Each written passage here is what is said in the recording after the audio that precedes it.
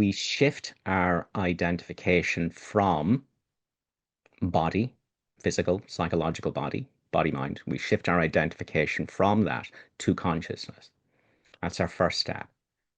And we put our attention on that in the midst of the mind's madness, which undoes identification with the mind's madness.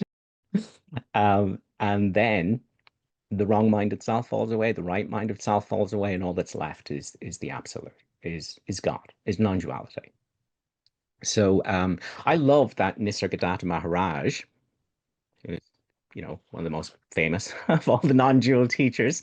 I mean, I love his teachings. I love the way they correlate perfectly with A Course in Miracles. But, his guru told him that he was to go back to the state of being before the mind identified with I am this or I am that. Just beingness. And to trust that he was the supreme reality. So no matter what his thoughts and emotions were up to, his guru instructed him that he was to put all his attention on I am in the midst of that. And so he said he believed his guru. He did what his guru told him. And after 3 years, he realized the absolute, which I think is awesome. A Course in Miracles says the exact same thing in a different way. It says the other way, which is A Course in Miracles, which is what Nisargadatta Maharaj's guru taught him. The other way is remaining quiet, even in the midst of the turmoil you may make. And so this is the other way. This is what Nisargadatta's guru was instructing him to do, and this is what A Course in Miracles is instructing us to do. And it gives us this beautiful way to return to I am, even in the midst of the turmoil. It says you can know peace in the midst of whatever madness your ego's up to. Because, the mind is split until it's not. And so the Course calls it forgiveness, which, is a very misunderstood term, even among Course students, but perhaps for non-duality students, it might be even more so. Maybe a little definition of forgiveness from A Course in Miracles.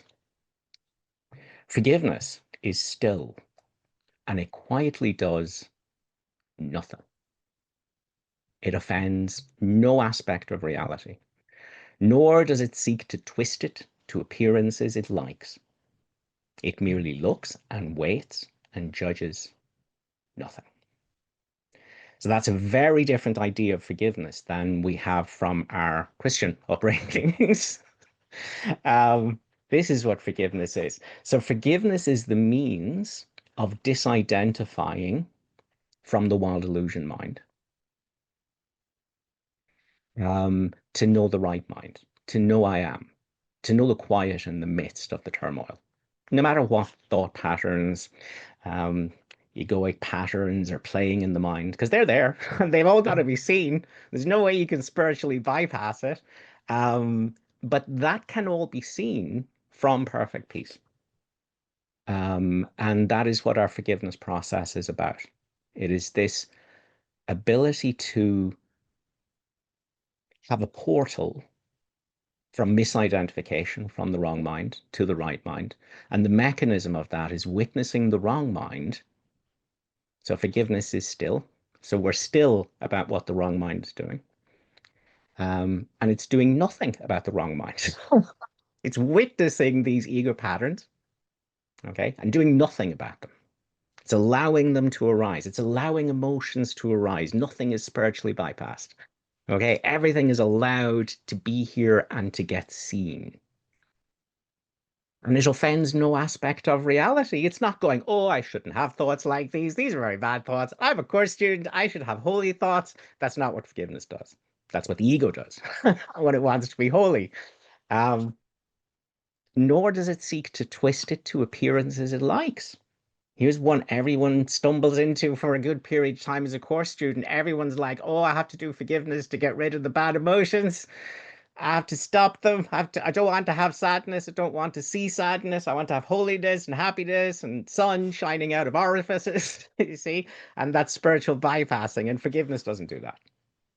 So it's doing nothing, literally doing nothing.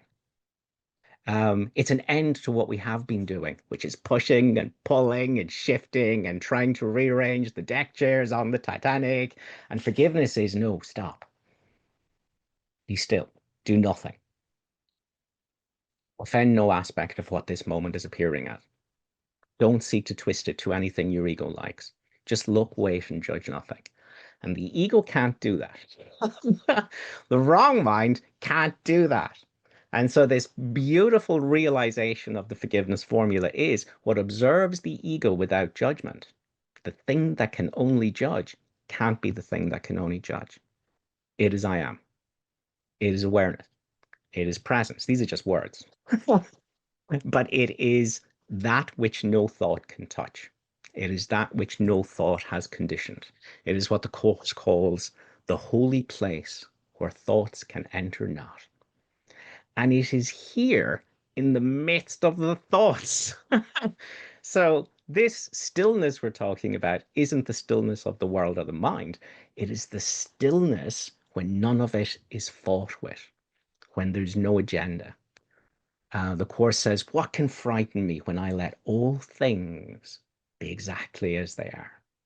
And the truth is that this grace makes itself known. This oasis in the midst of the desert of the ego thought system makes itself known. This awake, alive, non-conceptually intelligent nothing, which is everything, makes an appearance when the fight with experience stops.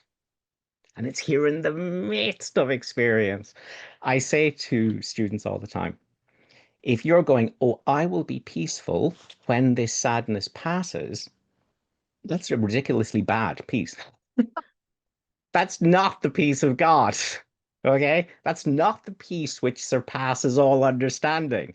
The peace that surpasses all understanding is the peace that's here in the midst of the sadness, in the midst of the grief, in the midst of the happiness, in the midst of the excitement, in the midst of whatever this moment is appearing as. Peace is here when experience isn't judged.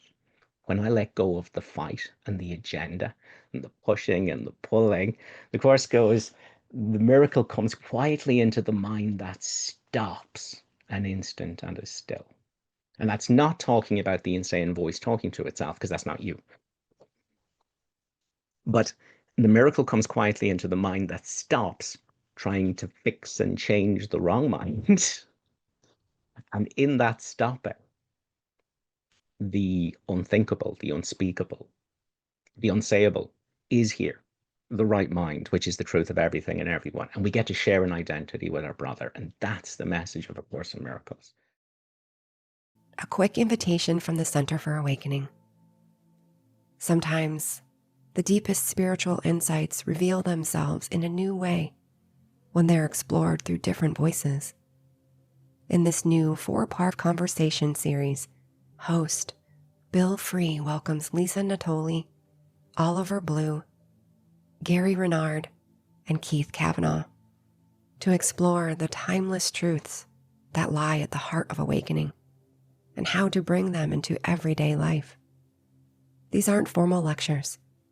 They're open, authentic conversations that help you meet life's challenges with greater clarity, peace, and freedom. You'll find the details and the registration in the show notes.